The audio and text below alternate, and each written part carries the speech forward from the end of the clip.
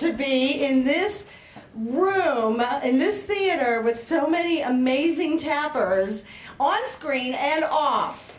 Imagine that, huh? My name is Prunzik, and I'm here to talk about Paul Draper. He was my mentor, and I'm his protege. I was 16 years old when I first met Paul Draper. My teacher, Carol Knight, had taught the Paul Draper style to me. So he was giving a 6-week masterclass workshop series, and she took me to this masterclass. And the first day that we arrived there were probably about 30 students. Most of them were college students. I was the youngest one there. And the first thing we did was go to the bar, which was kind of unique for tap class. And so we were in 5th position, which I was familiar with because this is what my tap teacher taught me. And so one of the first things we did was tendu in tap. Now who does that? Okay, well, apparently about 8 or 9 or 10 people didn't do that, so he stopped everything and said, you, and you, get out. First of all, he said, you have no business calling yourselves an advanced tapper. Second of all, you have no business even calling yourselves tappers. You need to leave. It was very intimidating. Okay, so the next week of the workshop series, another 5 or 6 didn't show up of their own accord.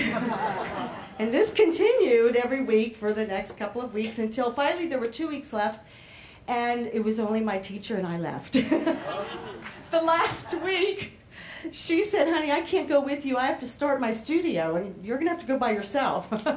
And I was really nervous and really scared because he was very, very intimidating. But, okay, so now it was the 2 of us. The session went on for about 3 or 4 hours.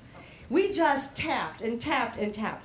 So my father had this idea. Now, he was a kitchen and bath businessman. He didn't have anything to do with show business, but he thought, Paul is a professor of drama at Carnegie Mellon, and I live in Pittsburgh.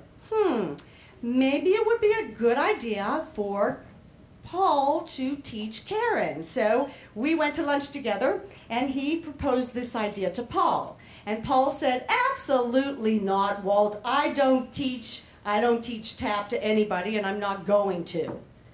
And he said, okay, well, you know what? Then when you complain that there aren't any good tap dancers around in this generation, then don't cry about it, because it's your fault. So if you want to take your classic style and let it die with you, then go ahead.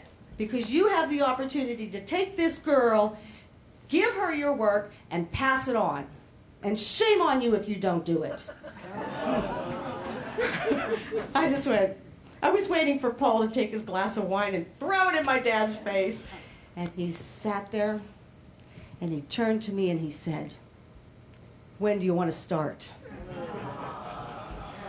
So we started, we began our sessions together, and they were not easy. I mean, they were exhilarating, and they were frustrating, and sometimes they were humiliating. Most times they were humiliating.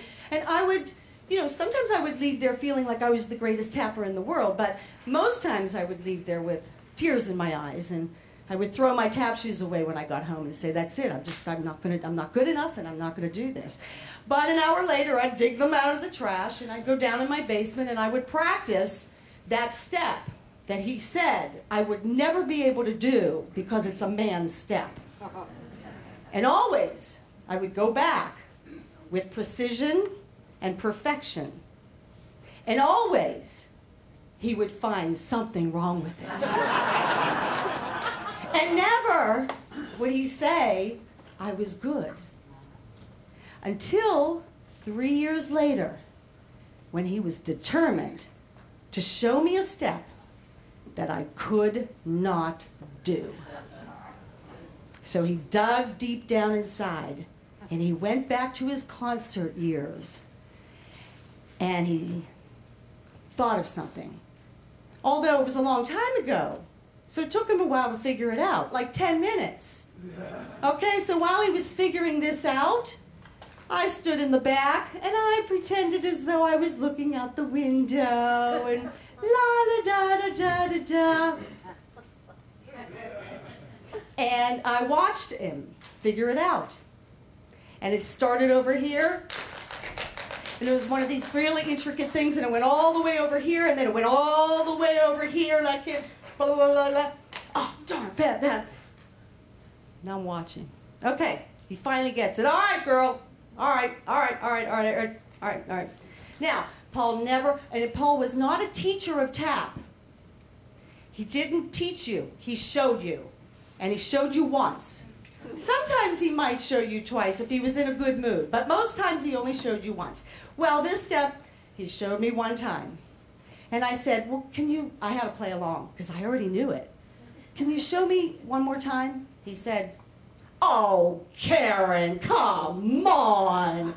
Always trying to humiliate me. I said, come on, that's a long step. One more time. All right, he showed it to me one more time. And I went, okay. And I did it. And he stood there, dumbfounded. And he shook his head. And he said, you're good. You're good. You're good. And he walked away. And then he turned and he realized I heard what he said. And he looked at me and said, well, pretty good. And that's about as far as I ever got from him. One of the things I do want to bring this up before I do one of his wonderful numbers that he choreographed for me is, as a dancer, and I'm sure any of you who dances knows that when you become a dancer, you dance. I mean, I started when I was 3 or 4, and it's the music that moved me. That's what I was doing in my crib. That's why my parents said, we're going to take her to dancing. It was the music that moved me. When I met Paul, there was no music. There was never music. And this was really odd for me.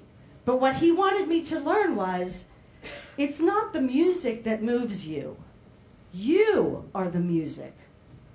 The instruments are only the icing on the cake when you get into the performance mode, but you are the music. When he choreographed a number for me, he worked with me in the evening and arranged the number the way he heard it in his mind, and we did it physically, and then in the daytime he got together with the pianist.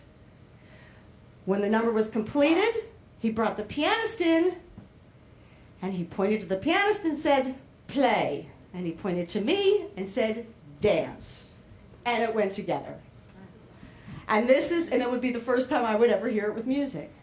And this is how we put together this arrangement that he did for me when I was 17 years old. It's a portion of the number to From This Moment On.